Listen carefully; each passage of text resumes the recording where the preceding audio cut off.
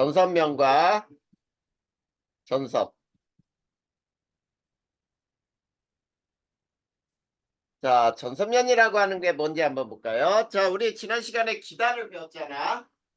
네, 자, 성질이 다른 기단은 잘 섞였어, 안 섞였어? 잘 안 섞였어요. 잘 안 섞여요. 네, 그러면 전선면은 뭐냐면 이런 거야. 성질이 다른 두 기단의 경계면이라고 할 수 있어요. 자, 그 다음에 두 번째, 전선이라고 하는 것은 전선면이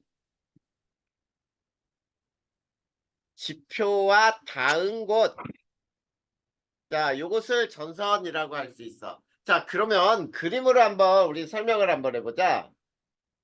자, 어떤 수조에다가, 자, 왼쪽에는 찬물, 오른쪽에는 더운 물을 넣어놓고 가운데 이렇게 칸막이를 했단 말이야. 네, 자, 칸막이를 딱 드는 순간 어떤 현상이 일어날까?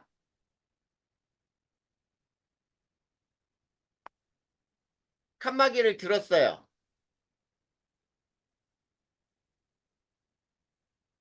자, 어렵게 생각할 거 없이. 자, 찬물하고 더운 물 중에 누가 아래로 내려가려고 해? 찬물이요. 그렇지. 더운 거는 항상 위로 올라간단 말이야. 자, 그래서 어떻게 되냐면, 이러한 형태로 찬물은 아래로 내려가려고 하고, 더운 물이 위로 올라가. 네, 자, 이런 현상이 생기면서 요 경계면이 생겨요. 바로 안 섞인단 말이야. 네, 이 경계면이 뭐에 해당되는 거지? 전선면. 이게 전선면에 해당되는 거고, 요 밑에 전선면이 바닥에 닿은 요게 뭐가 되는 거야, 그러면? 전선이요. 전선이라고 할 수 있다는 뜻이에요. 자, 그래서 더 오래 놔두면은 이제, 자, 어떤 현상이 일어나냐면, 이게 요렇게 찬물이 아예 아래로 내려가 버려. 그리고 더운 물이 위로 뜨거든. 자, 이렇게 되면 전선이 어떻게 된 거야? 사라진 거죠. 네, 이거는 전선의 소멸을 의미해요. 자, 이렇게 전선면과 전선이 무슨 뜻인지를 우리가 배웠어. 그러면 세 번째, 전선의 종류에는 뭐가 있는지 한번 볼까요? 자, 첫 번째 한랭전선이 있어요. 자, 한랭전선은 표시를 우리가 이렇게 뾰족하게 표시를 하거든. 자, 네, 이렇게 뾰족하게 표시할 때 이 뾰족한 방향으로 이동하려고 한다라는 뜻이에요. 이동 방향이야. 그리고 뒤쪽에 뾰족한 놈 뒤쪽이 찬 공기가 되고 앞쪽에 더운 공기가 위치해요. 네, 자, 그리고 비가 어디에서 오느냐면 이게 이제 강수구역이라 그래서 자, 찬 공기 있는 쪽 뾰족한 놈 뒤쪽에서 비가 와. 자, 여기가 강수구역이야. 네, 자, 이런 형태가 한랭전선이에요. 요 그림이. 그 다음에 두 번째는 온난전선이 있어. 자, 온난전선도 역시 그림으로 표시할 땐 이렇게 둥그스름하게 표시를 하고, 자, 둥근 방향으로 이게 이동하는 방향이야. 자, 그런데 여기에서는 둥근 쪽 뒤에가 더운 공기, 둥근 놈 앞쪽이 찬 공기가 있어요. 그리고 네, 비는 어디서 오냐면 찬 공기 있는 쪽에서 비가 와. 이게 강수구역이 되는 거야. 네, 자, 그런데 저 강수구역 두 개를 비교해봐. 한랭전선은 전선 뒤쪽이지. 네, 그 뒤쪽에서 구역이 좁지요. 네, 근데 온난전선은 봐봐. 전선 앞쪽에서, 그치? 네, 이거 넓죠, 더. 네, 이렇게 비가 온단 말이야. 그 다음에 정체전선이 있어요. 자, 정체전선은 한랭전선하고 온난전선의 이동 방향이 서로 반대야. 그래서 한 곳에 오래 머문다. 그래서 정체전선이라고 부르거든. 자, 이렇게 이동하고 이렇게 이동하려고 해. 자, 그런데 여기에서 이쪽이 찬 공기예요. 그리고 여기가 더운 공기야. 근데 앞쪽에서 두 개의 전선을 비교해봐. 자, 뾰족한 놈 뒤쪽에서 비가 왔고 뭉툭한 놈 앞쪽에서 비가 왔지. 네. 그러니까 비 오는 구역은 이쪽이겠다, 이게. 네. 어, 여기에서 비가 오게 돼요. 이 정체전선을 우리는 일명 뭐라고도 부르지? 정체한다. 장마 전선. 그렇지. 장마전선이라고도 불러요. 자, 요게 정체전선에 대한 얘기고, 그 다음 네 번째,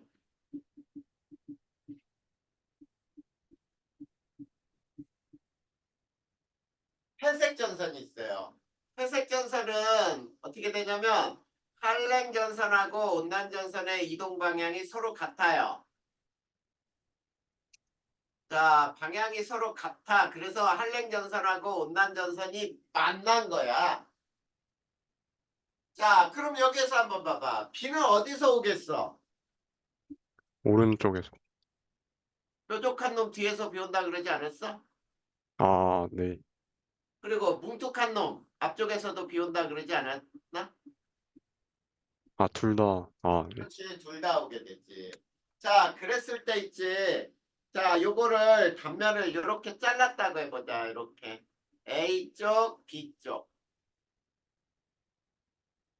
A, B 쪽을 잘랐을 때 그 단면의 모습에 따라 회색 전선은 두 가지로 나눌 수 있어요. 자, 요게 요렇게 단면이 되잖아.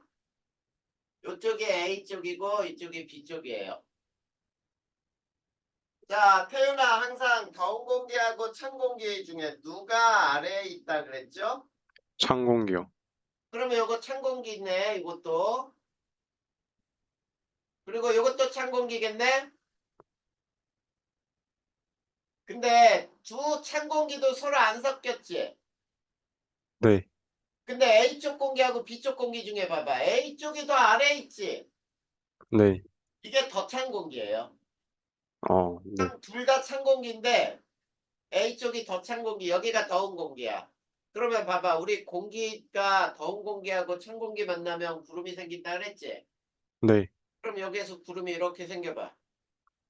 비는 이렇게 내릴 거 아니야. 그러니까 앞뒤에 다 비가 오겠죠. 네. 자, 이런 형태를 한랭형 회색이라고 불러요.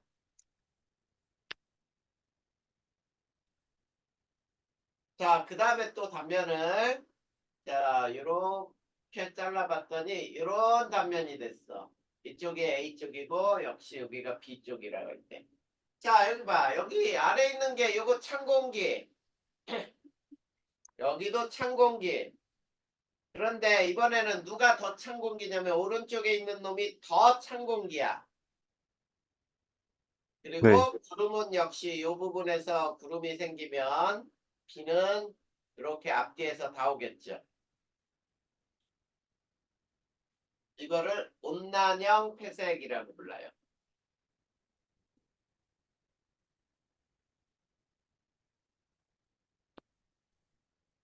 알겠니? 네.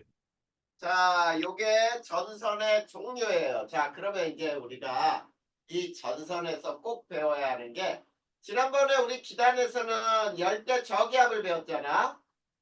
네. 그게 태풍으로 배웠던 거야. 그런데 이번에는 온대 저기압을 배울 거예요. 이 온대 저기압이 태풍과 가장 비교되는 문제로 굉장히 잘 나와. 자, 네 번째. 온대 저기압. 자, 온대저기압의 발생은 어디서 되냐면 편서풍대 또는 한대 전선대. 자, 여기에서 자주 발생하는 것이 이 온대저기압이에요. 자, 태풍의 발생은 위도 5 내지 20도, 25도 부근이라 그랬죠. 네, 그런데 얘는 편서풍대야 30도에서 60도 부근이에요. 그 다음에 자, 얘네들의 에너지원. 자, 태풍의 에너지원은 뭐였지? 자멸이요. 그렇지. 수증기 응결열, 잠열이라 불렀는데 이 에너지원은 위치 에너지의 감소예요. 네, 위치 에너지가 감소하게 되면 운동 에너지가 증가하게 되거든. 네, 그런 역학적 에너지 전환 때문이고, 그 다음에 이동은 어느 쪽으로 하느냐면, 자, 얘 발생이 편서풍대야. 그러면 서풍이 분다는 뜻이거든. 네, 그래. 그러면 서풍이 불면 구름이나 이런 것들도 다 바람 따라 움직이겠지. 네. 서풍 따라 움직여요. 그러면 어디에서 어디로 이동하겠니? 서에서 동으로. 그렇지. 서에서 동으로 움직여. 이게 이동이에요.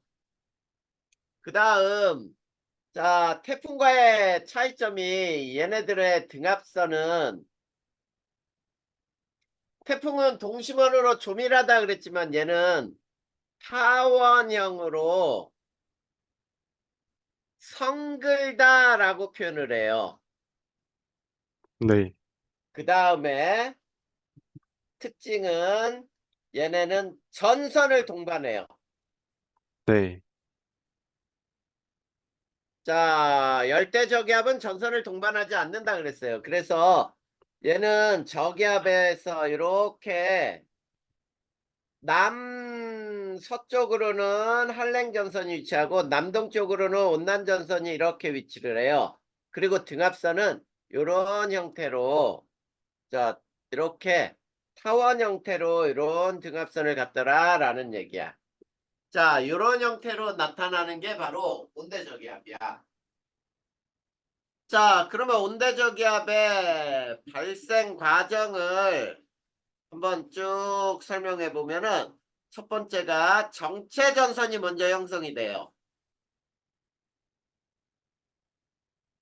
자, 정체전선은 어떻게 형성되냐면 자, 찬 공기는 이렇게 더운 공기는 이런 식으로 그래서 이 아래가 더운 공기 여기가 찬 공기 자, 찬 공기가 오른쪽에서 왼쪽으로 더운 공기는 왼쪽에서 오른쪽으로 이렇게 불어나가면서 자, 정체전선이 먼저 형성이 된 다음, 그 다음에 두 번째가 이제 파동 시작이라고 불러요. 자, 파동 시작이라는 말은 뭐냐면, 이렇게 정체전선에서 찬 공기는 더운 공기 아래로 내려가려고 하겠지. 네, 자, 이렇게 찬 공기 위쪽에 있던 찬 공기는 아래로, 찬 공기 아래로 내려가려고 하고, 이쪽에서 더운 공기는 찬 공기 위로 더운 공기가 찬 공기 위로 올라가려고 해요. 이게 파동 시작이야. 네, 그 다음에 이제 세 번째 온대저기압이 아주 발달한 상태를 이렇게 표현을 하죠. 저기압에서 자 이렇게 한랭전선, 온난전선 이 그림 과정만 알아도 돼요. 여기는 설명으로. 그래도 충분해. 그 다음에 자 네 번째 부분 폐색이 일어나요. 자, 부분 폐색이라는 거는 한랭전선하고 온난전선의 요 사이가 가깝지. 여기 저기압 중심에서 요 사이가 네, 여긴 가깝고 여긴 멀지. 네, 자, 그러면 가까운 쪽부터 만나. 무슨 말인지 알겠니? 네, 아, 가까운 쪽부터 만나면은 이제 부분 폐색은 이렇게 돼. 이 부분이 이렇게 만나고 여기에는 아직 안 만나고. 자, 한랭과 온난, 한랭, 한랭 이런 식으로 부분 폐색이 일어나요. 그 다음에 얘네가 이제 소멸이 될 때, 전선이 소멸이 될 때가 완전 폐색이라고 불러. 네, 자, 완전 폐색은 전체가 한랭과 온난이 만난 그림이죠. 자, 요런 전선이 만들어지면 완전 폐색이야. 완전 폐색이 되면 전선이 소멸된 거예요. 네, 자, 이 과정을 잘 봐봐. 이 정체 전선은 북쪽이 찬 공기, 남쪽이 더운 공기였지. 네, 근데 완전 폐색이 일어나면 아래쪽이 찬 공기, 위에 쪽이 더운 공기 이렇게 변하는 거예요. 네. 자, 그래서 자, 요게 과정이야. 자, 그러면 요 과정은 그림으로도 설명이 쭉 돼 있어요. 한 장 넘겨봐. 넘기면 뭐가 나오냐면 온난전선하고 한랭전선의 온대저기압을 특징으로 비워놓은 자리가 나오죠. 네. 그걸 설명할 거야, 지금부터. 자, 온대저기압의 특징. 자, 저기압 중심에서 자, 저기압 중심으로부터 자, 요런 식으로 온난전선, 요쪽에 한랭전선. 온난전선 요게. 남동쪽에 온난, 남서쪽에 한랭전선이 이렇게 있어요.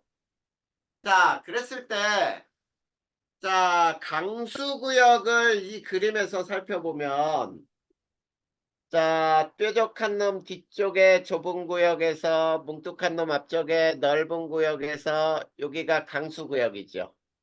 네, 자, 그랬을 때 우리가 지역을 이렇게 따져볼 거야. 이쪽을 A지역, 요 가운데를 B지역, 요 지역을 C라고 할 거예요. 자, 바람은 북반구에서는 어떻게 불죠? 저기압에? 어, 반시계 방향으로 불어 어, 들어와요. 그렇죠. 반시계 방향으로 불어 들어가죠.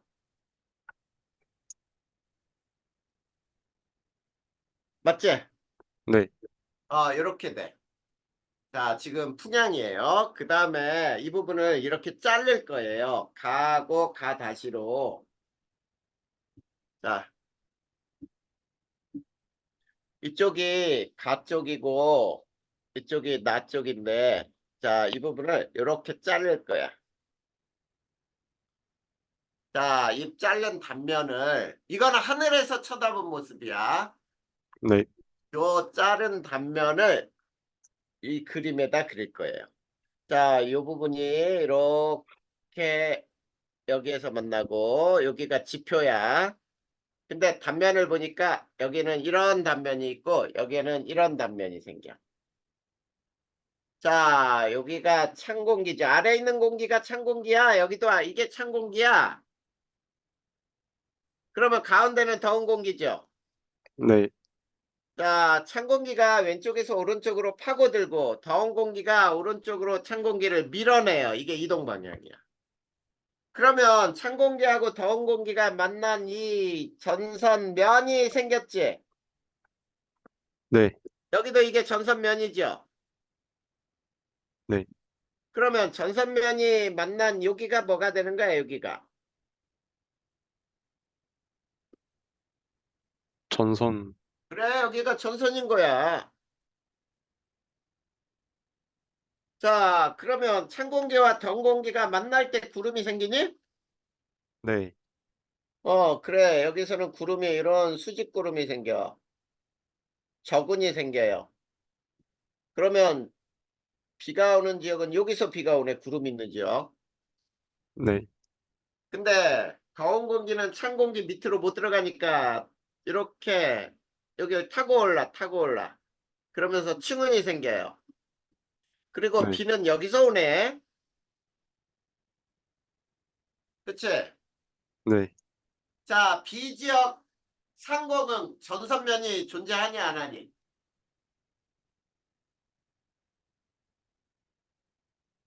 비가 가운데잖아. 네. 하늘과 온난 가운데 봐봐. 가운데에서 그냥 하늘로 쭉 올라가 봐. 더운 공기만 있잖아. 아, 존재 안 해요. 네, 전선면 존재 안 해요. 네, 근데 C 위쪽으로는 여기가 C잖아. 이쪽이 C 위쪽으로 올라가 봐. 전선면 존재하잖아.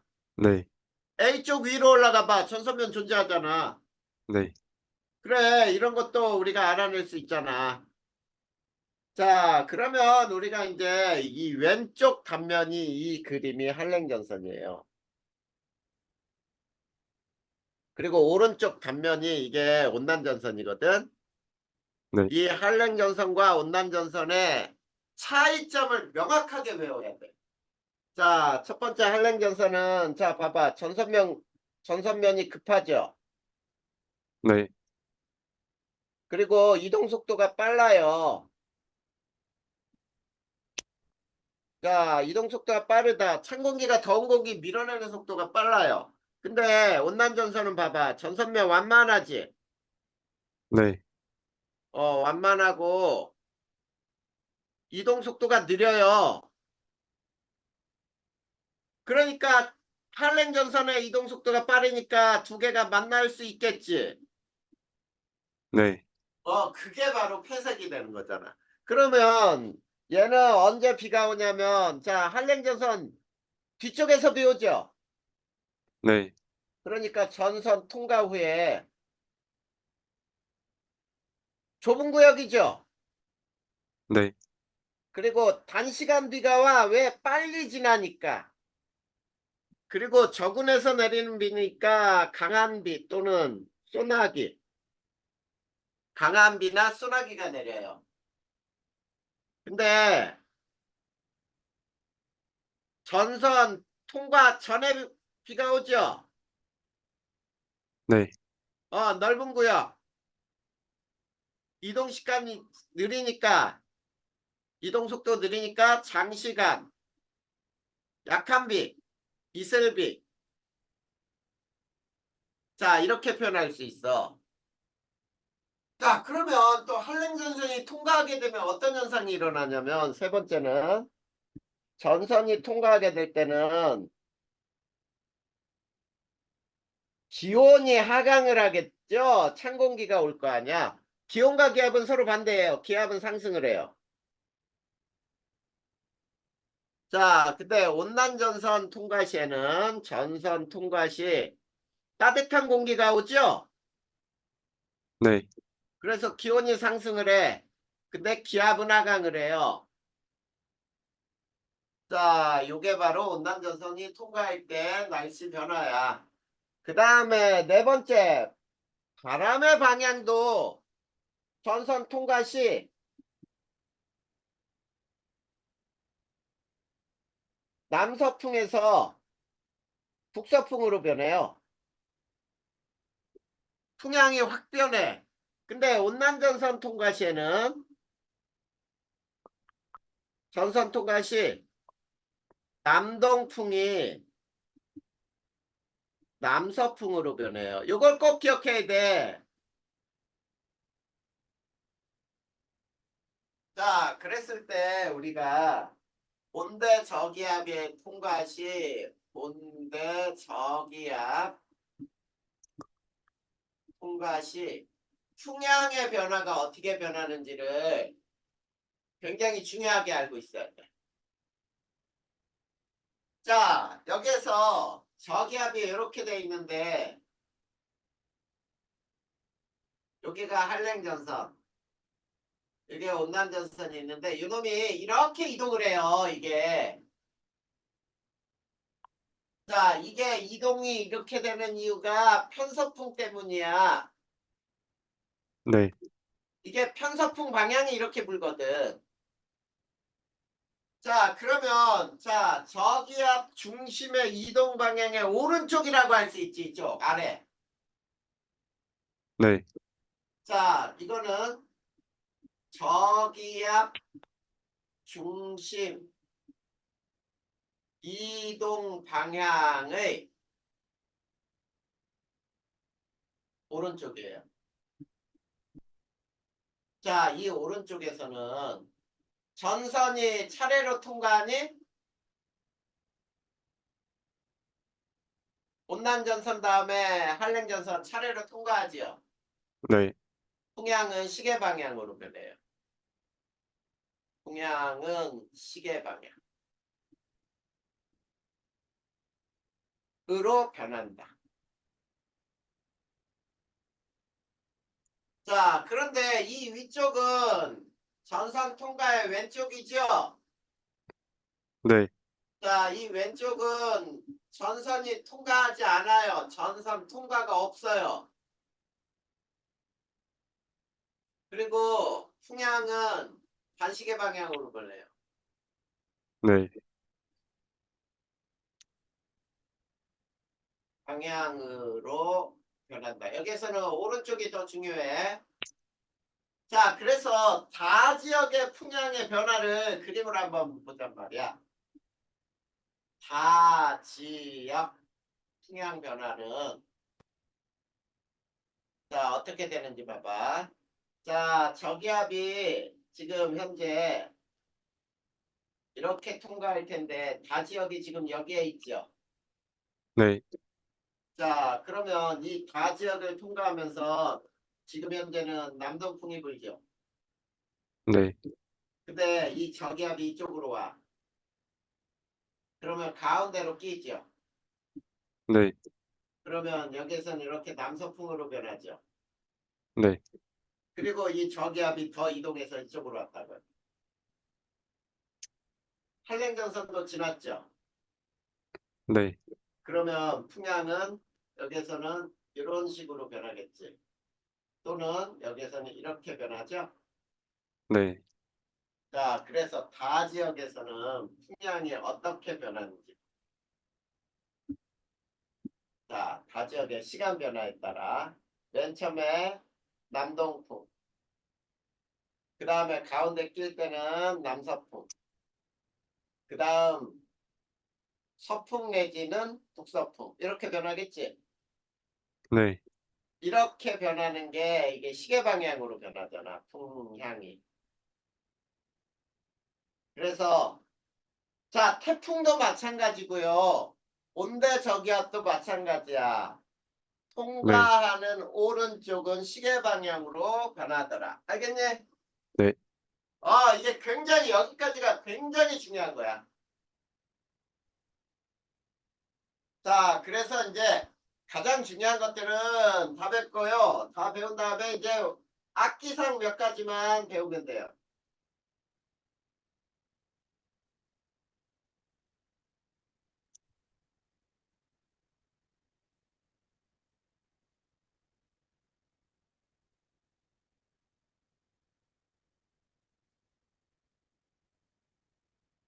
다 됐니?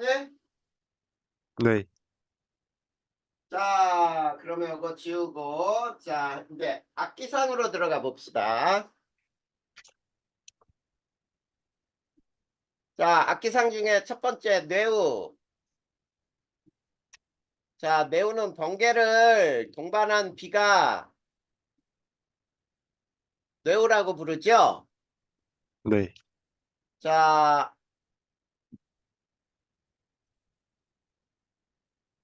그러면 뇌우의 발생 조건은 뭘까? 발생 조건은 강한 상승기류예요. 네, 강하게 상승기류가 발생하면은 구름도 강하게 생기겠지. 자, 그래서 어떤 경우냐면 국지적 가열이 되는 곳. 자, 국지적으로 아주 부분적으로라는 뜻이에요. 어떤 지역만 굉장히 뜨겁게 가열되면 그 지역이 뜨거우니까 공기가 매우 강하게 상승하겠지. 그리고 저기압 중심인 곳.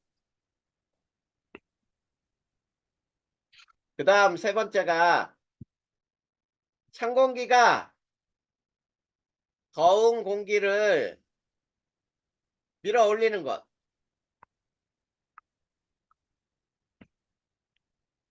이게 한랭전선에서 만들어지는 거죠. 네, 자, 그리고 두 번째. 이제 과정을 한번 보자. 자, 적은 단계가 있어요. 자, 적은 단계는 전체적으로 상승기류만 상승 기류만 존재할 때를 우리는 적은 단계라고 부르고, 두 번째, 자, 성숙 단계. 자, 상승 기류하고 하강 기류가 공존을 해요.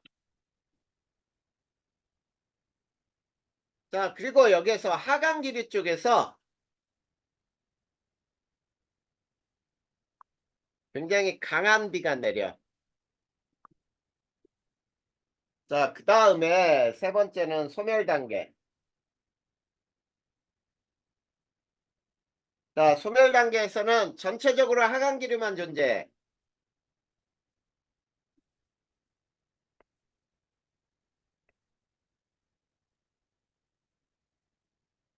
자, 전체적으로 하강 기류만 존재하는데 하강 기류 쪽에서는 여기에 전체적으로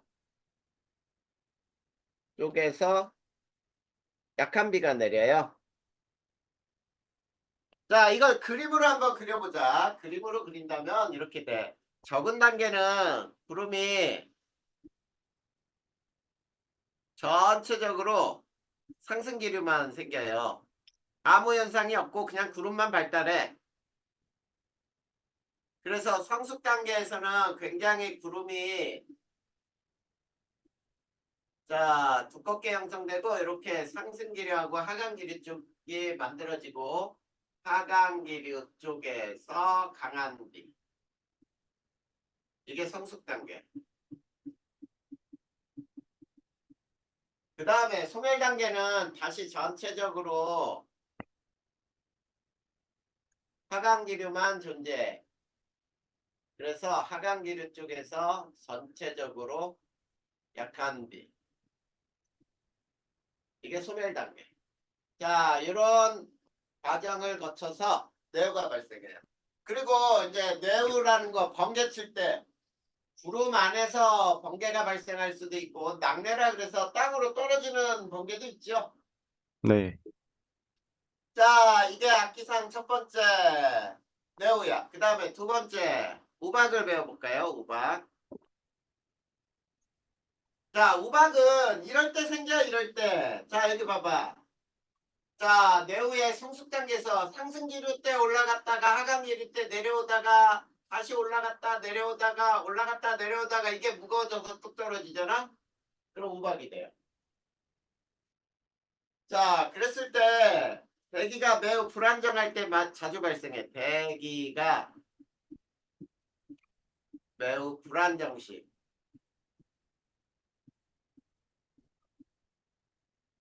자, 우리나라 자, 계절적으로 어느 때 우박이 잘 내리겠냐? 여름이요. 여름에? 여름에 너 우박 내리는 거 맞냐? 아, 봄, 가을이에요. 네. 봄, 가을에 자주 발생을 해. 자, 우리 한여름에는 뭐야, 구름 한 점 없잖아, 하늘에. 네. 완전 무더위가 오잖아. 자, 이 우박의 피해는 과수 또는 농작물, 비닐하우스 피해가 일어나죠. 우리가 과일이 잔뜩 익어가고 있는데 추석에 가까워져서 우박이 발생해서 떨어지는 얼음알갱이가 과일에 딱 맞잖아? 그러면 맞은 자리가 뻥 들어요. 네. 그래갖고 그 자리가 시커멓게 색깔 변하고 썩어 들어가. 그래서 가끔 보면은 사과나 배 군데군데 이렇게 시커멓게 꼭 썩은 듯하게 나오는 거 있지. 네. 그런 것들이 발생을 해. 그래서 상품성이 떨어지게 돼. 이런 것들이 우박이에요. 비닐하우스 막 구멍 나고 이런 것들이 피해가 될 수 있지. 자, 그 다음에 이제 집중호우.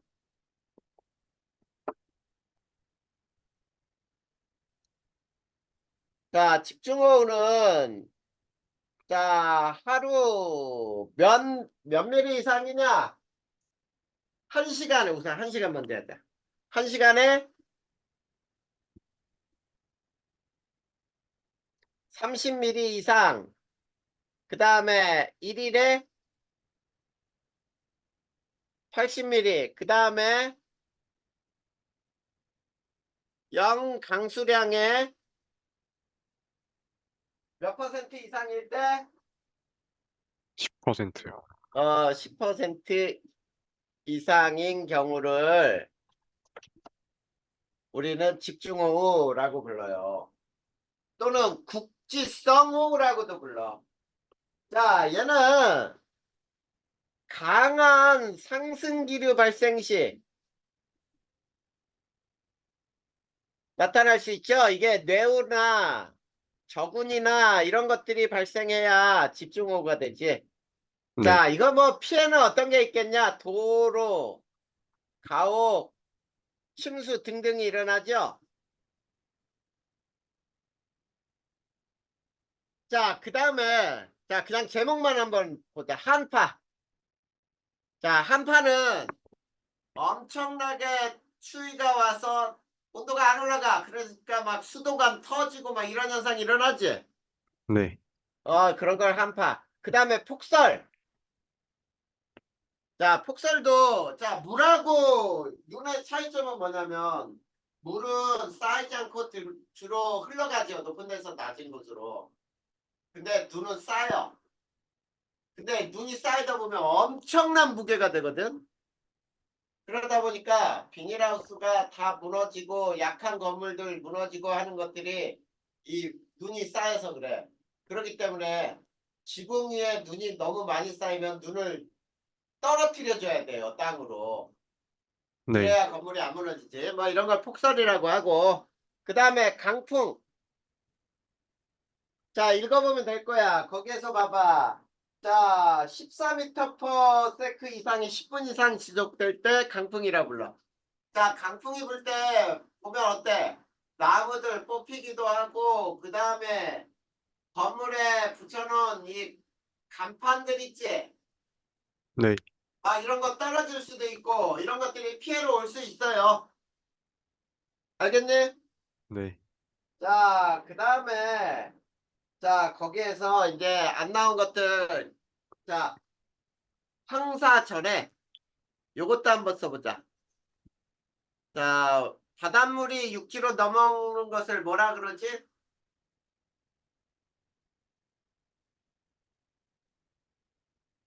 해일이라고 하잖아, 해일. 아, 네. 바닷물이 육지로 넘어오는 거죠. 자, 만조기 때하고 겹칠 때 만조기와 겹치면은 피해가 더 커요. 만조기는 물이 가장 바닷물이 높아질 때거든. 피해가 크다. 그 다음에 이 해일은 두 가지가 있는데 강풍 해일이 있고 지진 해일이 있어요. 지진 해일을 특히 쓰나미라고 부르죠. 네. 이렇게 해일이 있을 수 있다. 그 다음에 자, 8번째 황사. 자, 황사라고 하는 것은 중국이나 또는 몽골의 건조 지역에서 상승 기류를 타고 오른. 자, 상승 기류를 타고 오른. 자, 그러면 거기는 기압이 뭐여야 돼? 저기압이요. 그렇지, 여기는 저기압이라는 얘기야. 자, 이렇게 상승 기류를 타고 오른 황토 등이 편서풍을 타고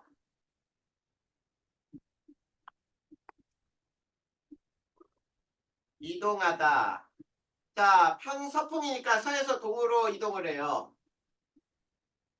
자, 그러다가 우리나라에서 가라앉는 현상이에요.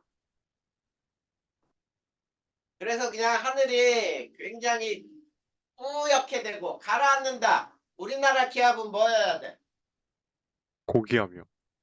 고기압일 때야. 만약에 그냥 우리나라를 상층에서 그냥 공기 따라 편서풍 타고 이동해 버리면은 이런 혼사 피해가 별로 없어요. 근데 우리나라가 고기압이면 떨어진단 말이야. 그래서 막 흙냄새 나고 그러죠. 그래서 이 황사의 피해는 눈, 코, 호흡기 질환, 그 다음에 정밀 산업에 영향을 주죠. 먼지가 있으면 안 되는 산업, 반도체 같은 거 특히 반도체는 먼지가 있으면 망쳐요. 그리고 비행기 운항을 방해하죠.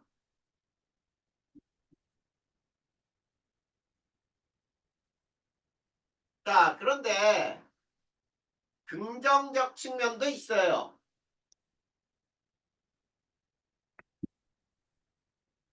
긍정적 측면은 산성비의 중화. 자, 이런 것들이 긍정적 측면 중에 하나라고 할 수 있어. 자, 그러면 악기상도 끝났습니다.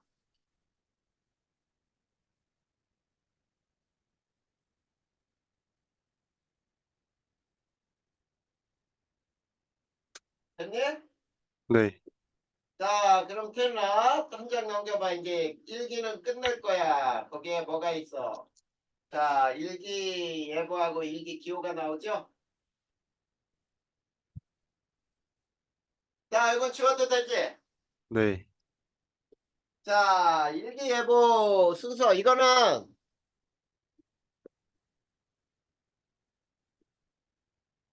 자, 일기예보 순서는 어떻게 되는지 이것만 간단하게 알아두자. 이거 시험 문제는 거의 안 나왔어요. 나온 적이 거의 없어. 자, 현재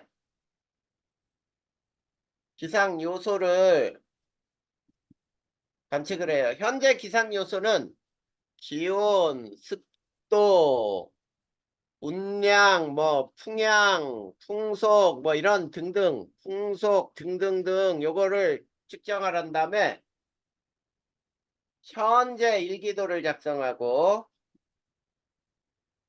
그 다음에 현재 일기도로부터 예상 일기도를 작성을 해요. 그 다음에 일기 예보를 하는 거예요. 자, 요거는 그냥 순서 간단하게 한번 읽어봐주고 그 다음에 일기기온은 또 알아야죠. 이게 무슨 기온지는. 자, 일기도에 가끔 보면은 기호들이 들어가 있는데 자, 요 동그라미에 긴 막대 끝에 이렇게 깃발처럼 붙어 있는 게 있어요. 자, 그랬을 때 자, 요 가운데가 동그라미가 여기가 관측소야. 이 관측소의 위치에는 운량을 표시하게 돼 있고요. 그 다음에 여기는 일기. 그 위쪽에 만약에 숫자가 써 있으면은 기온이야. 그 다음에 이쪽에는 기압을 쓰게 돼 있고요. 자, 요게 풍향이에요. 긴 막대가 이게 풍향.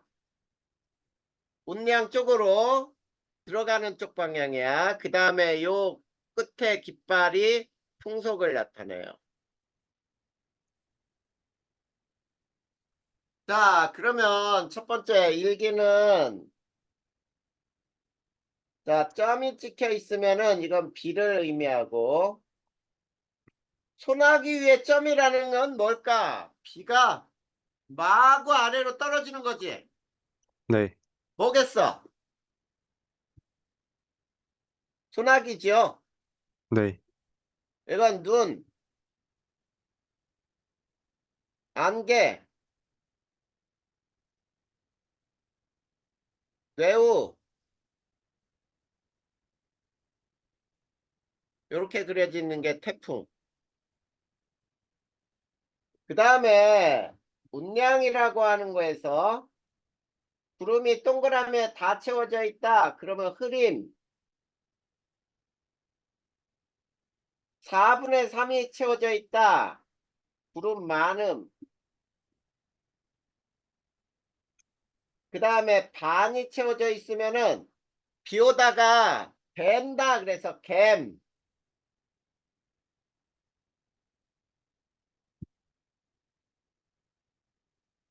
그 다음 4분의 1이 채워져 있으면 구름 조금.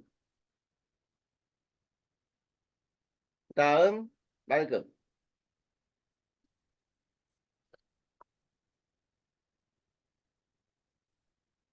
자, 세 번째. 풍향은 바람이 불어오는 방향을 기준으로 정하는 거예요. 방향이 기준이고요. 10분간의 평균값으로 나타내되, 자, 10분간 평균값으로 나타내면서 원래는 16방위로 표시하는 게 원칙이야. 그런데 8방위만 쓰자. 8방위로만도 사용해요, 우리는. 우리는 쉽게 8방위로 사용을 해. 알겠지? 네. 자, 그래서 자, 이렇게 방해 표시가 있으면은 이렇게 불면은 동풍, 이렇게는 북풍, 이렇게는 남풍, 서풍, 이렇게 북동풍 이런 형태로. 자, 팔방이만 표시해도 돼요. 그 다음에 네 번째 풍속. 자, 미터 퍼 세크로 표시를 하되 얘도 10분간의 평균값으로 나타내요. 자, 그래서 중간에 짧게 붙어 있으면 2m per sec를 의미하고 끝에 긴 막대가 5m per sec. 그 다음에 끝에 깃발 모양이 25m per sec로 자, 이 세 개를 이용해서 풍속을 나타내면 돼요. 그 다음 다섯 번째가 이제 기압을 나타내는데 자, 소수점 첫 자리부터 앞으로 세 자리예요. 자, 앞으로 세 자리를 소수점 없이 표시를 해요. 자, 예를 들면 일기압이 얼마냐면 1013.0 헥토파스칼 이렇게 쓰거든. 자, 그럼 봐봐. 소수점 첫째 자리가 요거지.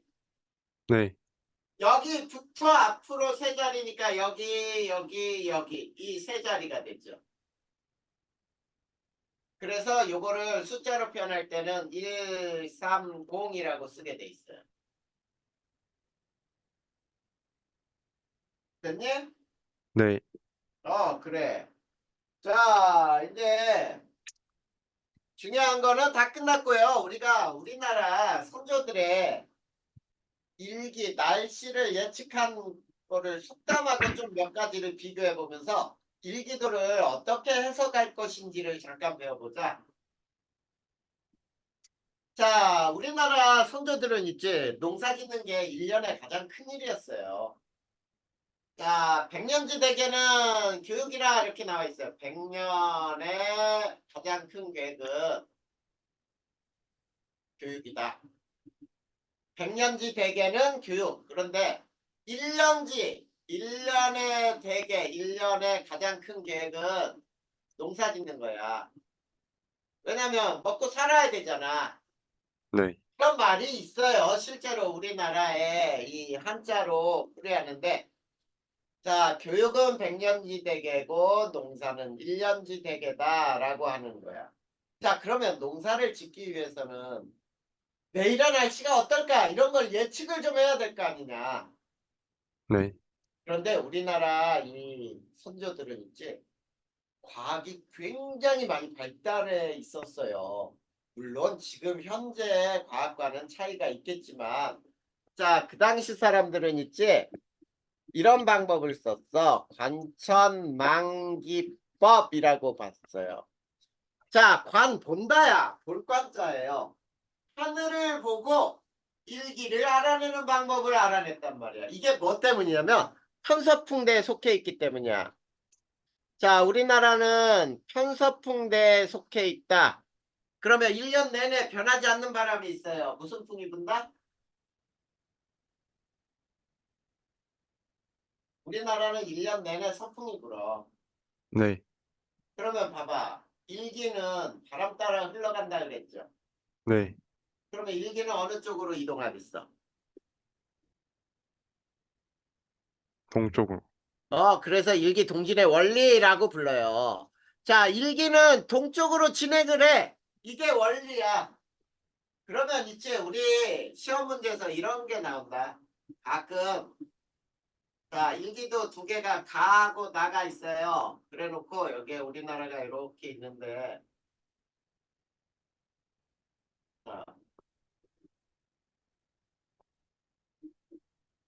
자, 우리나라가 이렇게 있을 때 자, 이 온대성 저기압이 자, 여기에 저기압이 이렇게 있었어. 근데 여기서는 저기압이 여기에 있어. 자, 그래 놓고 가와 나는 24시간 간격으로 나타낸 일기도다. 이렇게 나오거든? 네, 가하고 나중에 누가 먼저 일기도냐? 나요. 나가 먼저야. 왜 그러냐면 여기에서 이 저기압은 있지? 동쪽으로 이동을 해, 동쪽으로. 네, 그래, 그래서 일기가 동쪽으로 이동한다. 이런 뜻이에요. 그러면, 자, 이거를 이해했으면은, 혜윤아, 내일의 날씨를 알기 위해서는 어느 쪽 하늘을 보면 알겠니?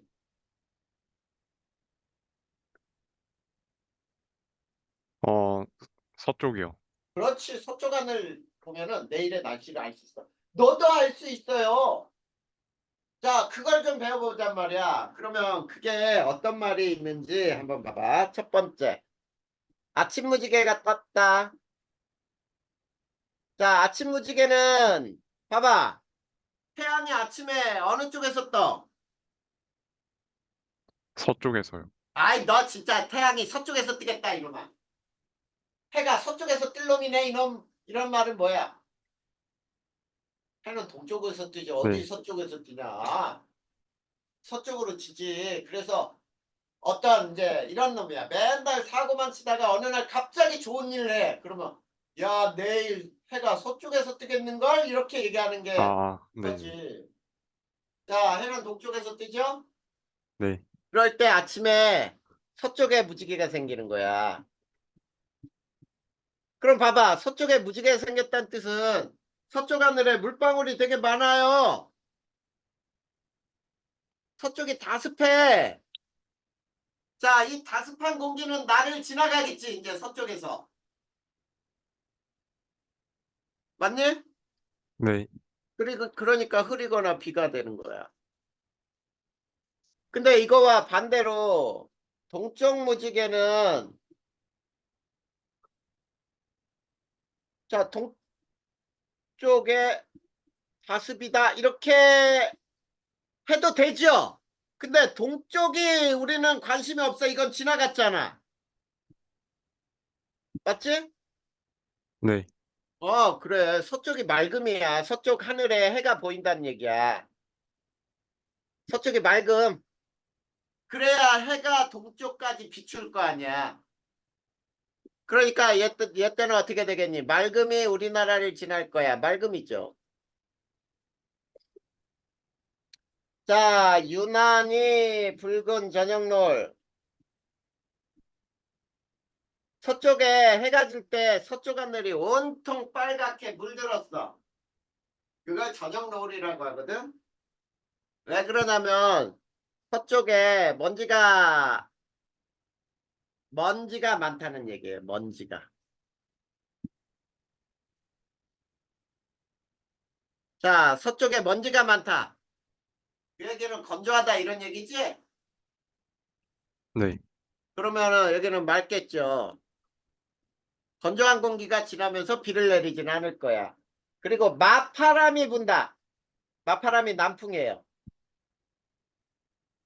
우리나라 남풍 마파람이 분다라고 할 때 기압 배치가 어떠냐면 서쪽이 저기압이고 동쪽이 고기압일 때 이럴 때 남풍이 불게 돼요. 자, 왜 그런지 봐봐. 서쪽에 저기압이 있고 동쪽에 고기압이 있다고 해봐. 자, 고기압에선 시계 방향으로 바람이 불어 나온다지. 네, 그 다음에 저기압은 반시계 방향으로 불어 들어간다지.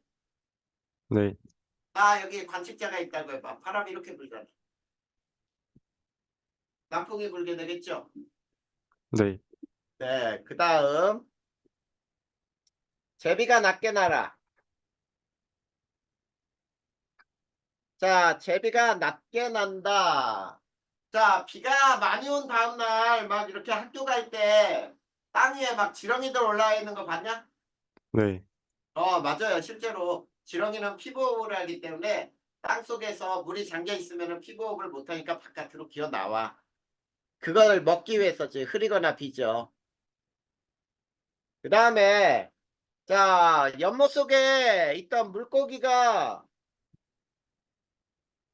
수면에서 계속 빠끔거려. 자, 수면에서 숨 쉰다는 얘기는 저기압이란 얘기거든. 그래서 공기 중에 있는 산소가 물에 녹아있던 것이 많이 부족해졌어. 빠져나왔어요. 흐리거나 비죠. 그 다음, 자, 뭐냐면, 종소리가, 이것도 꼭 알아두자. 종소리가 유난히 멀리까지. 멀리까지 잘 들려. 자, 이거는 일교차가 작은 날이에요. 자, 우리 일교차가 크다라고 하는 건 어때? 자, 밤낮으로 해가 없을 때는 싸늘한데 해가 뜨면 덥죠. 네, 이런 날은 맑은 날이잖아. 그러니까 일교차가 다 작은 날은 어떻겠어? 흐리거나 비죠. 자, 이 종소리가 유난히 멀리까지 잘 들린다는 말은 무슨 말이냐면 이제 자, 산속에 절이 있는데 이 절에서 가끔 저녁마다 시간 되면은 이렇게 종소리를 울려요. 종을 쳐서. 근데 어느 때는 그 종소리가 들리는데 어느 때는 안 들려.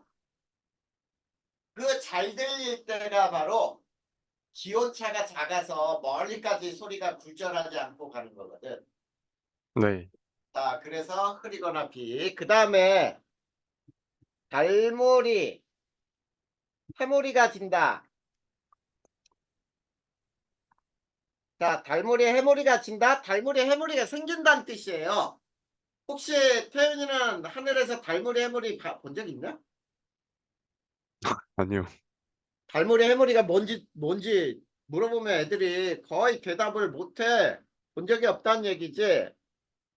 자, 이런 거야. 달무리는 이제 보름달이 이렇게 떴어. 노랗게 보름달이 떴는데, 보름달 위로 이 구름이 아주 옅게 구름이 있어. 근데 있지, 구름 속에서 달이 보이거든? 네, 근데 달 주변에 노란색의 링이 이렇게 쳐 있는 게 있어. 네, 거의 노란색이 제일 뚜렷하게 보여. 이거를 달무리라고 부릅니다. 해무리가 태양에서 생기면 해무리라 부르는 거거든? 근데 달무리, 해무리는 무엇 때문에 생기냐면, 자, 권충은 때문에 생겨요. 권충은. 자, 층운형은 우리 어느 전선에서 만들어진 구름이지? 아까 배웠잖아. 아까 그 온난전선이요. 그렇지. 온난전선의 접근을 의미해요. 온난전선이 접근하면서 달무리, 해무리가 생겨. 그러면 흐리거나 비가 되죠.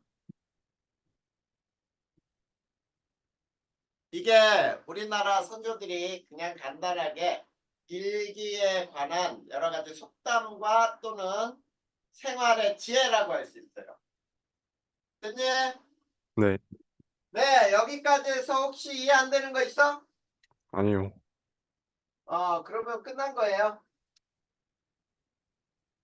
자, 그러면 우리 이제 일기는 다 배웠어. 자, 그러면 이제 풀어야 될 문제가 상당히 많아지거든, 이제, 태연이가. 네. 자, 거기 완자책에서만 봐도 몇 페이지까지가 문제를 풀 수 있느냐면, 전체. 자, 한번 보자.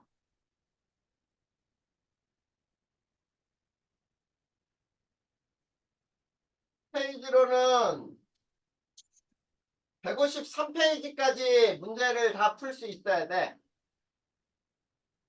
네. 거기까지 문제를 다 풀 수 있으면 되는데, 자, 외워야 될 거 상당히 많아지죠. 네. 선생님이 정리해 준 거는 굉장히 핵심적으로 반드시 알아야 되는 부분이야. 네. 자, 그러면, 자, 어떻게 할까? 그 옆에 해수의 성질 중에 염분 하나만 더 배울까? 아니면 오늘 배운 거 외우고 문제를 풀래? 하나만 더 배울게요. 하나만 더 갈까요? 네. 그래. 그러면 염분 여기까지 한번 배워보자. 자, 이제 해수의 성질을 배우거든. 우리가 대기의 성질을 배운 거예요, 쉽게. 네. 이제 해수의 성질은 가장 크게 두 가지를 배우는 거야. 쉽게 얘기하면은 염분하고 수온을 배울 거거든. 이 염분과 수온에 의해서 뭐가 결정이 되냐면 해수의 밀도가 결정이 돼요. 네.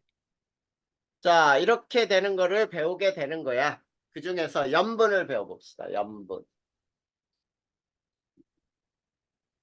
자, 염분의 뜻은 무슨 뜻이 있냐면 해수 1kg 속에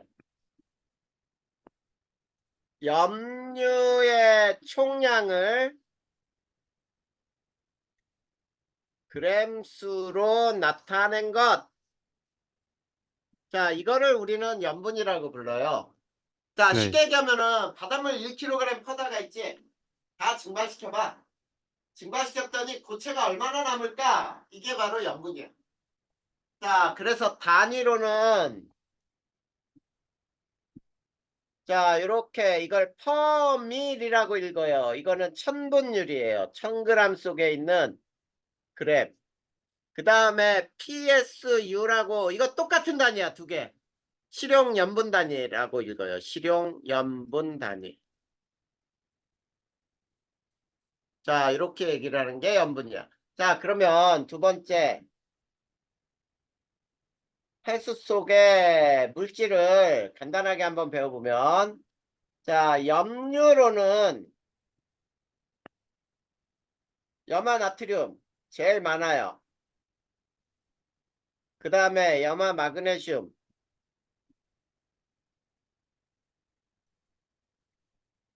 그 다음에 황산 마그네슘 이런 것들이 있거든.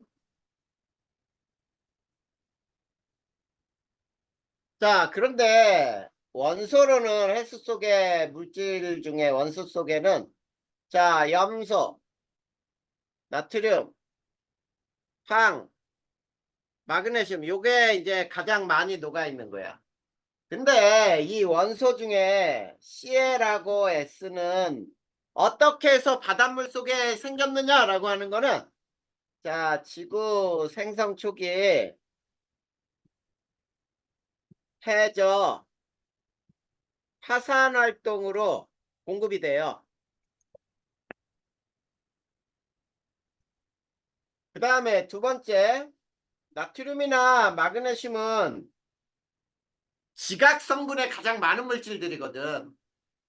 네. 그래서 지각 성분이 물에 녹아요. 강물이나 이런 것들에 녹아, 물에 녹아 바다로 유입이 된 거예요. 그래서 이런 원소들이 많이 녹아 있기도 하고, 그 다음에 또 원소로는 대기 성분이 직접 녹아들기도 해요.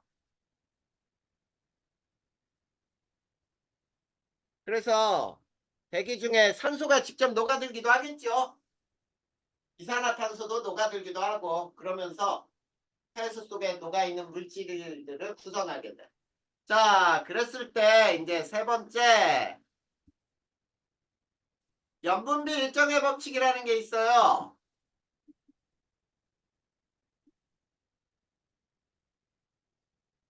자, 염분비 일정의 법칙이란 뭐냐면, 자, 염분은 다를 수 있어. 다르더라도 그 염분을 이루는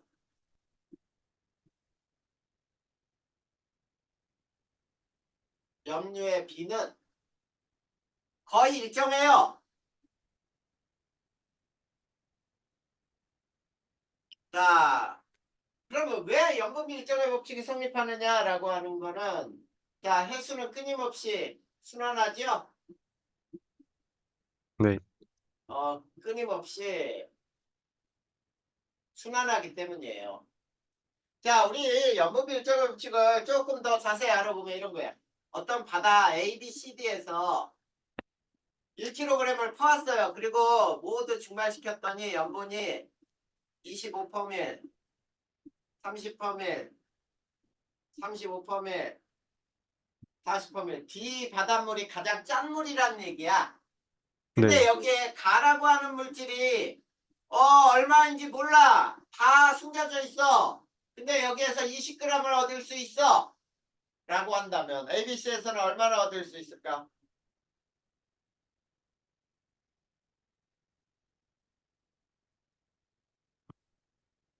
계산하면 나오지 않을까요? 야, 이거 뭐가 어려워. 40 중에 20이면 절반 아니야? 네, 그래, 그 50%가 들어있네. 그러면 얘는 12.5.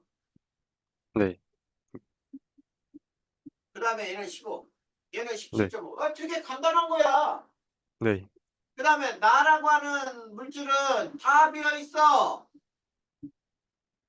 다 비어있는데 여기에 3g이 들어있네. 라고 한다면 얘는 2.5g, 얘는 3.5g, 얘는 4g 얻을 수 있다. 이런 뜻이에요. 네. 이게 비율이 일정하다. 비율이. 그래서 이거를 연분비 일정의 법칙이라 불러. 그런데 자, 육지 호수 속 염분은 있지. 염분비 일정의 법칙이 성립할까 안 할까?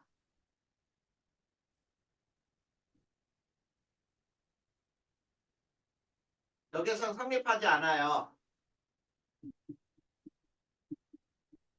왜냐하면 순환이 불가능하지.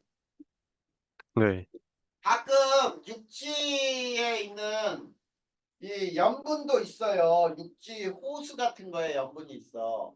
왜냐하면 육지가 예전에는 바다였는데 이게 쑥 올라오면서 땅 속에 땅 그러니까 쉽게 얘기하면 육지 위에 호수가 바닷물이 모여서 된 호수들이 생길 수 있잖아.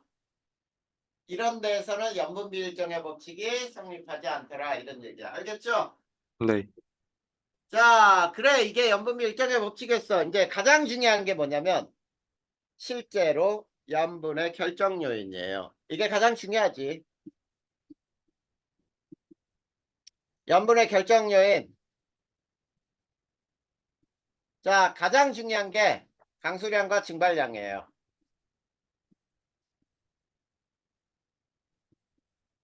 자, 강수량과 증발량에서 강수량이 증발량보다 크다. 그러면 염분이 어떻게 될까? 어, 야, 비는 많이 와. 증발이 잘 안 돼. 빗물은 염분이 없지요. 네, 더 그러니까 적겠죠. 염분이 낮아지지. 네, 염분이 낮다야. 근데 거꾸로 이제 강수량보다 증발량이 크다. 그러면 증발은 잘 되는데 비가 안 와. 그럼 쪼그라들잖아. 바닷물이. 더 짠물이 되죠. 염분이 높다.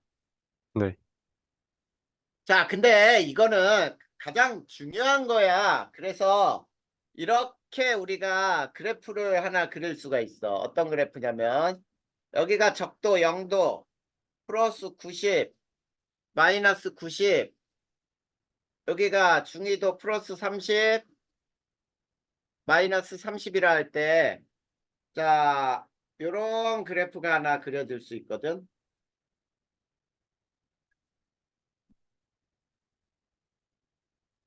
자, 이 그래프가 증발량 마이너스 강수량의 그래프예요.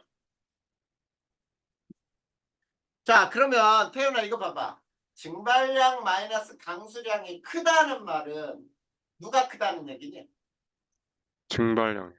그렇지. 증발량이 크다 이런 뜻이야. 강수량보다. 그럼 당연히 염분이 높겠지. 네, 그래. 30도 부근에서 플러스 마이너스 30도에서 여기에서 증발량하고 강수량 차이가 많이 나는구나. 그래서 염분이 가장 높구나 이런 얘기죠. 네, 근데 염분은 있지 거의 이런 그래프가 나와요. 자, 이런 형태. 이게 염분의 그래프야. 자, 염분도 역시 어때? 증발량 마이너스 강수량의 그래프와 거의 대체로 비슷하게 나오지.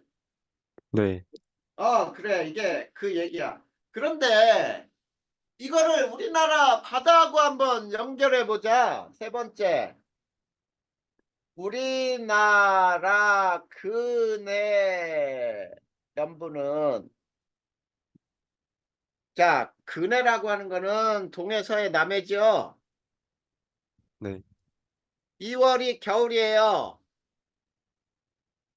8월이 여름이에요.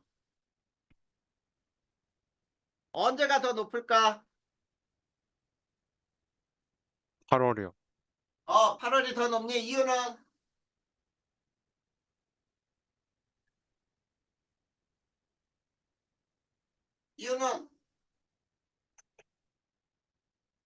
틀렸죠? 2월 연분이 더 높아요. 아, 강수량이 적으니까. 그래. 왜 그러냐면 우리나라 여름에 장마가 있잖아. 여름 장마예요. 네, 즉 무슨 얘기냐면 여름에 비가 많이 와. 그렇기 때문에 당연히 2월이 더 높더라 이런 얘기죠. 네, 이해되니? 네, 그 다음에 두 번째가 이제 육수.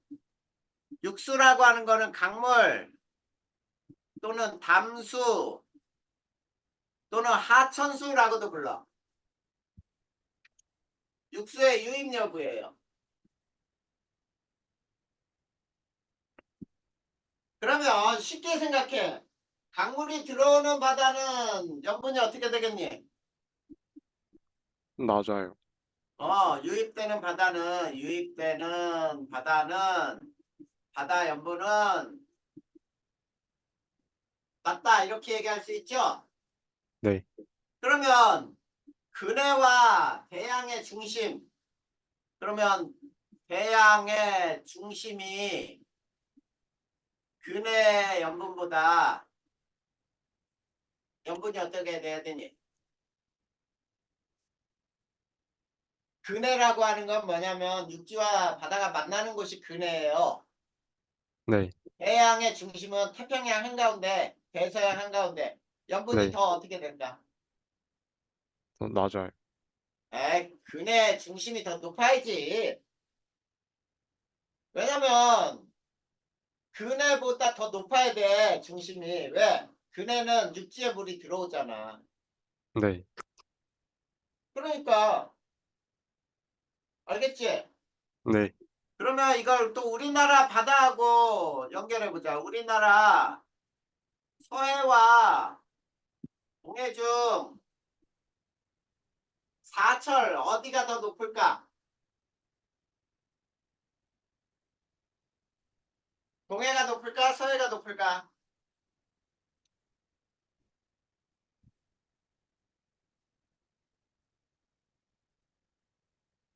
자, 생각해 보면은 동해 양분이 더 높다라는 걸 알 수 있어. 왜 그러냐면 우리나라 큰 강이 주로 서쪽으로 흘러요. 자, 우리나라 큰 강이 주로 서로 흘러 동으로 흐르는 강은 네, 선생님 알기로 두 개밖에 없을 걸 아마 두 개, 두 개가 하여튼 두 개가 있을 거예요. 자, 네, 그런데 우리나라 지형이 동고서저의 지형이에요. 그러니까 이렇게 되는 거지. 동쪽이 높고 경사가 급해. 그리고 서쪽이 낮고 경사가 완만해. 그러다 보면 봐 여기서 비가 오면은 주로 어디로 흐르겠냐? 서쪽으로 주로 많이 흐르겠죠? 네, 그러다 보니까 서해 염분이 동해보다 낮아지더라. 됐니? 네, 그 다음에 세 번째는 빙하가 녹느냐, 빙하의 해빙. 그 다음에 해수가 어느냐, 해수의 결빙 여부예요. 자, 첫 번째. 해수가 얼고 있어. 염분은 어떻게 될까?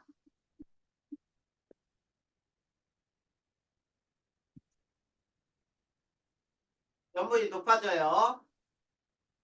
자, 빙하가 녹을 때 빙하의 해빙시. 빙하가 녹아서 바닷물로 유입되면은 염분이 낮아진단 말이야.